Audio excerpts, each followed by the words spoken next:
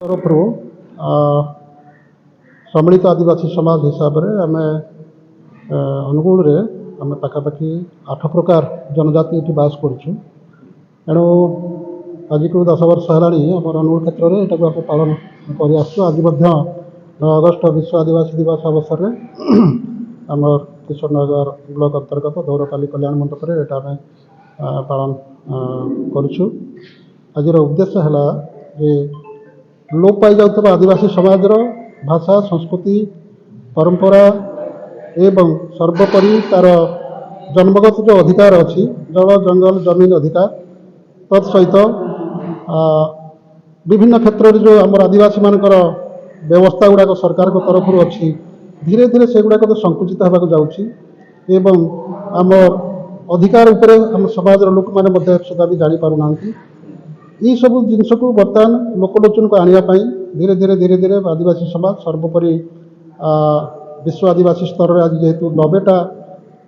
देश आम पृथ्वी 90टा देश आज ये प्रोग्राम पालन होणु आज गोटे महोत्सव आदिवासी समाज यही परिप्रेक्षी में आम आज आठमल्लिक तरफ यहाँ पालन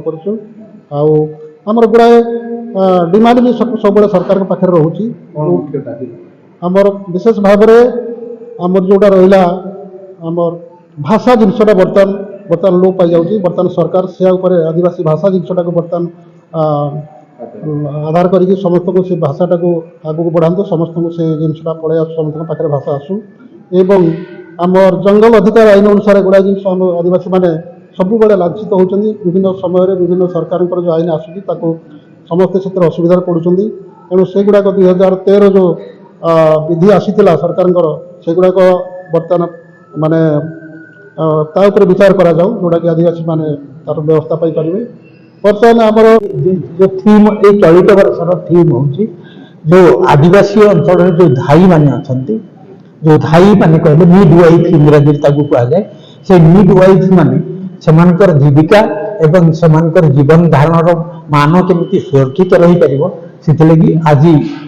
विशेषकर यही वर्षर से टैगलाइन ए वर्षर थीम तेणु या विभिन्न जाति